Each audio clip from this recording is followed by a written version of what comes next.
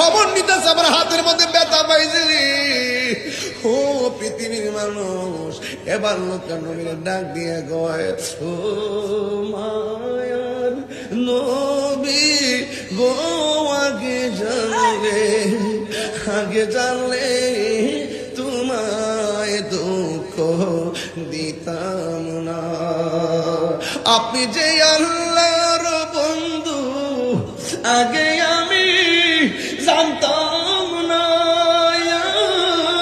জানলে আমি কোনো দিন, জানলে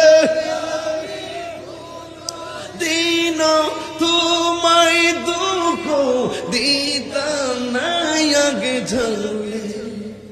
আগে জানলে তোমায় দুঃখ দিতাম না। যেই দিন আমি তোমায় দেখিলাম, আঘাতের পরে যেন হৃদয়ের মাঝে তোমায় জায়গা করে দিলাম। জুড়ে কি আল্লাহু আকবার বলা যাবে না? ওরে কাছে নিয়া তুলে নিয়া, কাছে নিয়া তুলে নিয়া, নিবাল মনির বেদনা। আগে জানলে তোমায় দুঃখ দিতাম না।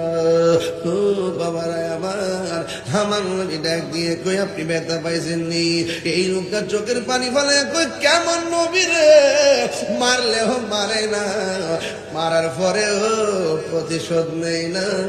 নবী গো, আমারে মাফ করে দেন, আমারে কালিমা পড়াইয়া মুসলমান বানাইয়া দেন।